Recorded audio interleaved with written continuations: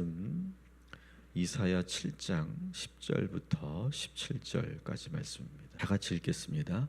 여호와께서 또 아하스에게 말씀하여 이르시되 너는 내 하나님 여호와께 한 징조를 구하되 깊은 데에서든지 높은 데에서든지 구하라 하시니 아하스가 이르되 나는 구하지 아니하겠나이다. 나는 여호와를 시험하지 아니하겠나이다 한지라. 이사야가 이르되 다윗의 집이여 원하건대 들을지어다. 너희가 사람을 괴롭히고서 그것을 작은 일로 여겨 또 나의 하나님을 괴롭히려 하느냐. 그러므로 주께서 친히 징조를 너희에게 주실 것이라. 보라, 처녀가 잉타하여 아들을 낳을 것이요 그의 이름을 임마누엘이라 하리라. 그가 악을 버리며 선을 택할 줄 알 때가 되면 엉킨 적과 꿀을 먹을 것이라. 대저 이 아이가 악을 버리며 선을 택할 줄 알기 전에 내가 미워하는 두 왕의 땅이 황폐하게 되리라. 여호와께서 에브라임이 유다를 떠날 때부터 당하여 보지 못한 날을 너와 내 백성과 내 아버지의 집에 임하게 하시리니 곧 아수르의 왕이 오는 날이니라. 아멘. 우리가 대강절 마지막 주 둘째 날에 우리가 함께 묵상하는 내용은 바로 임마누엘이라고 하는 이사야의 예언을 우리가 지금 묵상하게 됩니다. 여기 나오는 보라, 처녀가 잉태하여 아들을 낳을 것이요 그의 이름을 임마누엘이라 하리라. 이 말씀은 우리가 잘 알고 있는 것처럼 이 땅에 오시는 예수 그리스도를 예언한 그런 이사야의 말씀이다라고 하는 것을 우리는 잘 알고 있습니다. 그러면서도 우리는 이 예수 그리스도의 이 땅에 오심을 예언한 말씀이기도 하지만 또 이 시대, 다시 말하면 이 이사야가 활동했던 이 시대에 해당되는 역사적인 상황을 또 우리가 놓치면은 안 됩니다. 그래서 오늘 이 이사야의 임마누엘 예언은 이런 특징을 가지고 있죠. 아주 가까운 그 시대 상황에서 일어날 도래할 가까운 미래에 대한 예언이기도 하고 또 먼 미래, 이제 이 이사야 예언이 있은 후에 약 1000년 정도 후에 실제로 예수님이 베들레헴에 임하시고 그리고 탄생하시는 그 예언이기도 합니다. 그래서 예언자들의 예언은 가까운 같은 동시대의 상황에서 있을 예언이기도 하고 먼 미래에 있는 예언이기도 합니다. 더 나아가면은 하나님의 궁극적인 이 세상을 어떻게 이끌고 가실 것인가에 대한 예언이기도 합니다. 그렇게 구약 예언자들의 그 예언을 우리가 이해해야 된다라고 하는 것이죠. 그렇다면 이 시대 상황을 우리가 좀 우리가 이해할 필요가 있습니다. 이사야 7장 전체를 여러분 보시고 또 전체 맥락을 보시면 어떤 상황이냐면 남유다의 지금 현재 왕은 아하스 왕입니다. 이 아하스 왕 때의 사건을 지금 이사야 7장에서는 기록하고 있는데 이때는 어떤 상황이냐면 아수르가 이제 북이스라엘을 멸망시키기 직전에 있었던 그런 상황을 지금 소개하고 있어요.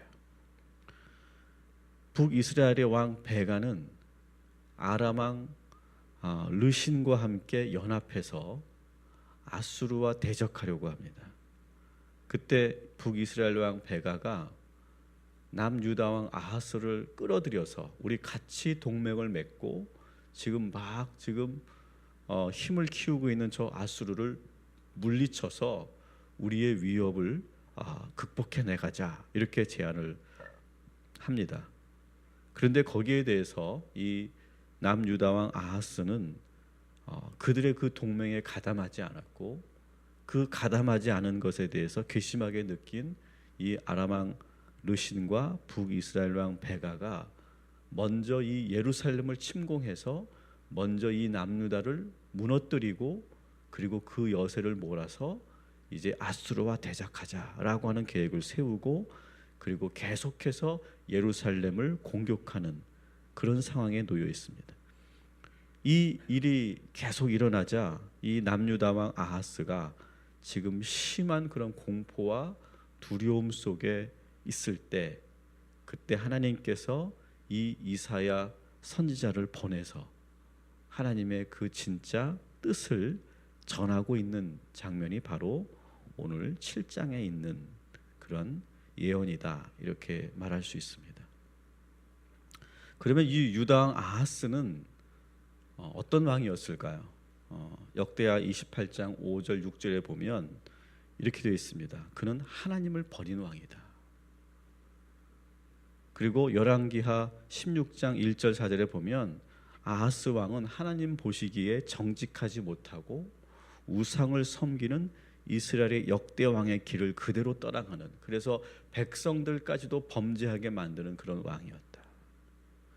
그래서 하나님은 지금 징계하시기 위해서 지금 북이스라엘과 아람 왕을 연합시켜서 그래서 지금 이 아하스를 징계하고 있는 것이죠. 그렇지만 징계도 하시지만 그렇다고 이 남유다를 완전히 무너뜨릴 계획을 갖고 계신 것은 아니었어요. 대신 하나님께서는 그 공포에서 그 아하스가 그 하나님의 그 징계를 받으면서 두려움에 떨고 있을 때 지금 이사야 선지자를 보내서 하나님의 진짜 예언, 진짜 그 뜻을 전하고 있는 장면이 오늘의 장면이다라고 하는 이 역사적인 상황을 여러분들이 잘 이해하시면 좋겠습니다.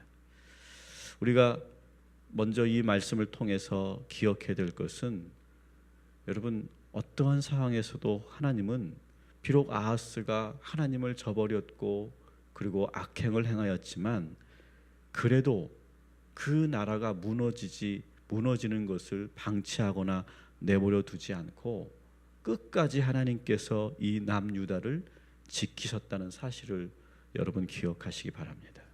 마찬가지로 여러분 하나님께서는 결코 우리를 무너뜨리거나 쓰러지도록 사탄이 우리를 마음대로 유린하도록 그렇게 방치하지 않고 오늘도 지켜주시고 보호하여 주실 줄 믿습니다. 비록 우리가 아하스 왕처럼 하나님을 저버릴 때도 있고 하나님으로부터 멀어질 때도 있고 이런저런 죄를 지을 때도 있지만, 그래서 하나님께서 르신과 같은 사람을, 베가와 같은 사람을 보내서 우리에게 징계하실 때도 때로는 있겠지만 하나님의 진짜 뜻은 멸망이나 파괴가 아니라 그 징계를 통해서 깨달으라고 우리에게 주시는 그런 징계인데, 여러분 그것을 분명히 기억하시고 하나님께서는 우리를 결코 무너뜨리지 않는다는 이 분명한 믿음을 가지고 사시기를 주님의 이름으로 간절히 축원합니다. 결코 하나님은 우리를 포기하지 않으십니다. 이 사실을 여러분 믿고, 여러분 결국 이 아하스 왕에게 보여주시고 싶었던 거 뭡니까? 자꾸 이 아하스 왕은 자꾸 세상을 의지하는 거예요. 자꾸 정치적으로 보는 거예요. 저기 있는 저 아람 왕과 저 북이스라엘을 믿고 따르기보다는 차라리 나는 아수르 편에 서겠다, 그런 마음을 자꾸 가지니까 하나님께서 그러한 마음을 지금 제하시기 위해서 지금 이런 일들을 이루어 가고 계시는 거죠. 여러분 오늘도 자꾸 세상을 의지하려고 하지 마시고 하나님만 바라보고 하나님을 의지하며 하나님께서 결코 우리를 포기하지 않는다는 이 사실을 믿고 살아가는 저와 여러분이 되기를 주님의 이름으로 간절히 축원합니다. 그러면서 구체적으로 이제 하나님께서 임마누엘 예언을 이사야를 통해서 하게 하시는데, 오늘 이 임마누엘의 예언은 아까도 제가 말씀드린 것처럼 이 시대 상황에, 그 시대 상황에 곧 도래할 상황을 먼저 이야기해 주고 있습니다. 우리가 다시 한번 본문을 여러분들이 보시면 14절에 보면 우리 14절부터 17절까지 말씀을 다시 한번 읽어보겠습니다. 그러므로 주께서 친히 징조를 너희에게 주실 것이라. 보라, 처녀가 잉태하여 아들을 낳을 것이요 그의 이름을 임마누엘이라 하리라. 그가 악을 버리며 선을 택할 줄 알 때가 되면 엉긴 적과 꿀을 먹을 것이라. 대저 이 아이가 악을 버리며 선을 택할 줄 알기 전에 내가 미워하는 두 왕의 땅이 황폐하게 되리라.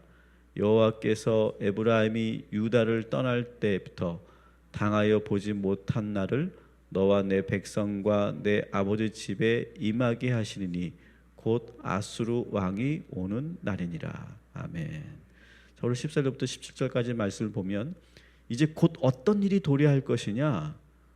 오늘 말씀에 보니까 16절에 보면 두 왕이 그 땅에서 황폐하게 될 것이다. 이 두 왕은 방금 제가 말씀드린 것처럼 북이스라엘의 베가 왕과 그리고 아람의 르신 왕의 그런 두 왕이 지금 황폐하게 될 것이다.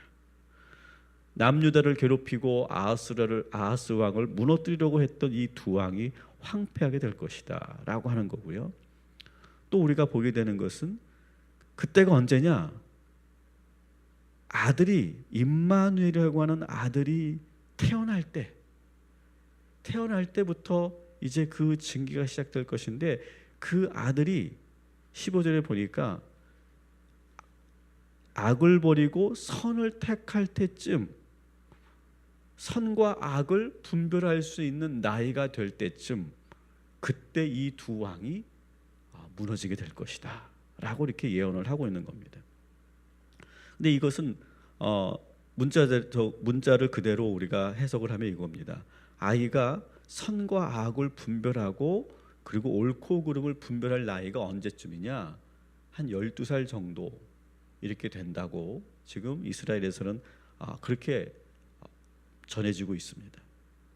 실제로 어떤 일이 일어나냐면, 하나님께서 이 임마누엘 예언을 하시고 나서 실제로 이 두 왕이 아수르에게 무너진 때가 바로 10년 후에 실제로 그런 일이 일어나게 되죠. 다시 말하면 지금 이 이사야는 임마누엘 예언을 통해서 곧 도래할 10년 후에 하나님의 그 심판, 아수르를 통해서 두 왕을 무너뜨리겠다고 하는 그 심판에 대한 예언을 지금 하고 있는 것이다. 우리가 이렇게 말할 수 있습니다. 동시에 아까도 말씀드린 것처럼 이 임마누엘 예언은 가까운 미래에 대한 예언일 뿐만 아니라 먼 미래에 대한 예언. 그래서 결국 1000년이 지난 후에 실제로 예수께서 베들레헴 마구간에 태어나시는 그 시대를, 그 사건을 또한 예언하는 것이다 이렇게 말할 수 있고요. 궁극적으로 하나님의 그 이 임마누엘 예언은 우리에게도 해당되는 거죠. 두 사건만을 지금 예언하신 것이 아니라 하나님의 모든 이 역사, 우리가 포함된, 현재 우리들도 포함된, 아니 우리의 후손들도 포함된 하나님의 진짜 임마누엘 예언은 무엇이냐? 한마디로 말하면 너희가 아무리 힘들고 어려운 상황이 있어도 임마누엘 아들께서 너희와 함께함으로 너희는 결코 무너지지 않고, 나는 너희들을 절대로 포기하지 않고, 그리고 너희들에게 그 임마누엘의 아들을 보낼 것이다. 이러한 예언으로 우리는 이 예언을 봐야 한다라고 하는 것이죠. 사랑하는 성도 여러분, 이 이사야의 예언은 지금 우리들에게도 해당되는 예언인 줄 믿습니다. 그래서 여러분, 현재의 상황이 아무리 절망적이고 돌파구가 보이지 않고 길이 보이지 않아도 여러분, 임마누엘 아들 되시는 예수께서 우리에게 오신다고 하는 사실을 믿고 기다리시고 기다리면 반드시 안개가 걷히고 길이 보이고 우리를 집어삼킬 것 같은 그 거친 바다가 마치 홍해가 갈라지듯이 갈라지게 될 것이고, 아무것도 없는 줄 알았는데 하나님의 보내주신 천사들이 우리를 지켜줄 것이고, 전혀 예상치 못했던 일들이 하나님의 뜻 안에서 일어나게 될 줄 믿습니다. 이 임마누엘의 예언을 우리들의 것으로, 여러분의 것으로 가지시고 소유하시고 오늘도 그렇게 믿고 기다리는 저와 여러분이 되기를 주님의 이름으로 축원합니다. 그래서 그리스도인은 절대로 포기하지 않는 사람들이에요. 소망을 가지고 날마다 믿으며 기다리는 사람들. 우리가 대강절을 묵상하면서 우리가 계속 기억해야 될 것은 그리스도인은 기다리는 사람들이다라고 하는 거예요. 주님이 이 땅에 초림하셨을 때를 기다렸지 않습니까? 이스라엘 유다의 백성들이. 지금 우리는 어떻습니까? 예수 그리스도의 재림을 기다리고 있는 거예요. 그래서 대강절은 주님의 초림과 그리고 재림을 기다리는 거죠. 우리는 지금 다시 이 땅에 임마누엘 예수께서 오실 것을 기다리는 거예요.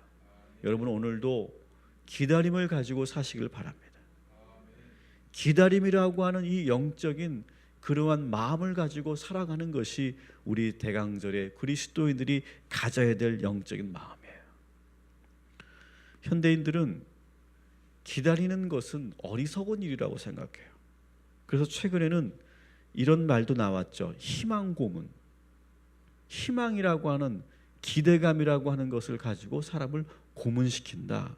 괴롭게 만들고 고통스럽게 만든다.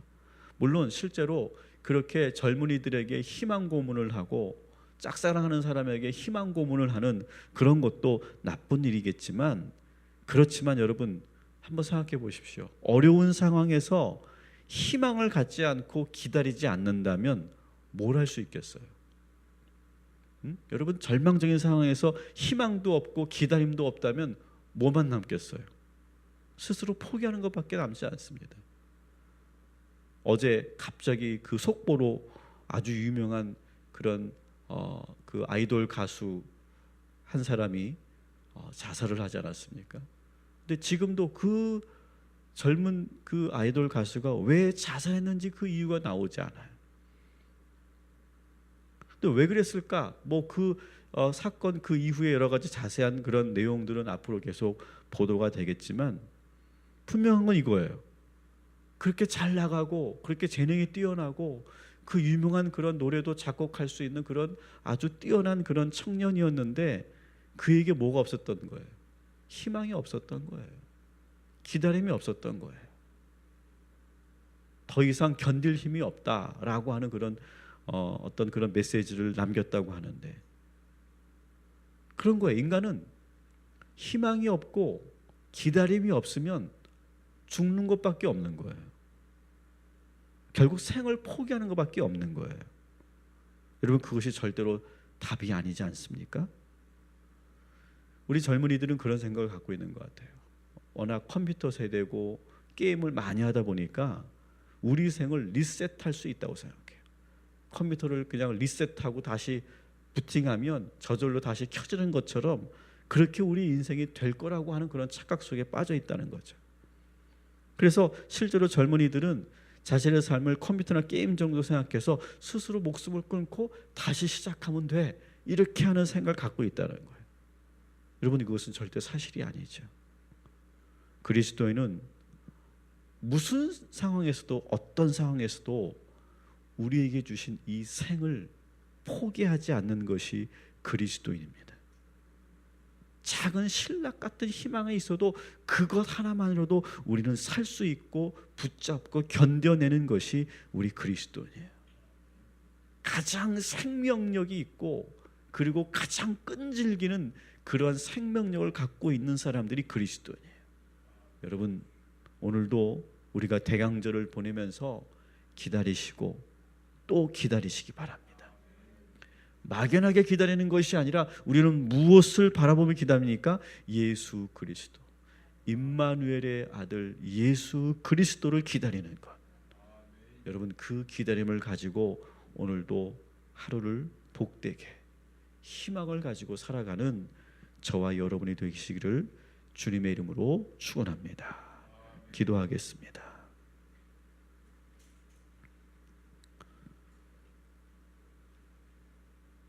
오늘도 하나님 임마누엘의 아들 예수 그리스도를 기다리며 묵상합니다. 아하스 왕이 공포에 떨고 있을 때 이사야 선지자를 보내셔서 임마누엘의 예언을 듣게 하신 것처럼 하나님, 우리가 걱정과 염려가 있다면 하나님의 이 예언의 말씀을 듣게 하셔서 다시 소망을 갖고 그리고 기다릴 수 있는 힘을, 근성을 주님 허락하여 주시옵소서. 어제도 정말 안타까운 죽음의 소식이 있었습니다. 지금도 많은 우리 젊은이들과 많은 사람들이 극단적인 그러한 생각을 가지고 살아가는 이들이 많이 있습니다. 이 시대에 우리 그리스도인들 끝까지 기다리며 희망을 전하는 주의 선지자들 될 수 있도록 주여 인도하여 주시옵소서. 우리가 이사야들이 되게 하여 주셔서 많은 사람들에게 희망을 전해주는 그러한 대강절의 그리스도인들 되게 하여 주시옵소서. 오늘도 우리 희강이를 위해서 기도합니다. 지금까지 우리는 기다려왔습니다. 앞으로도 기다릴 것입니다. 임마누엘의 예수께서 날마다 늘 함께 하실 것을 믿고 기다리고 또 기다리오니 하나님, 결국 주님께서 완성하여 주시고 완치하여 주시고 온전케 회복시켜 주시옵소서. 이제 집에 돌아와서 이제 쉼을 얻고 있는데 하나님께서 눈동자같이 지켜주시고 건강하게 주님 지낼 수 있도록 인도하여 주시옵소서.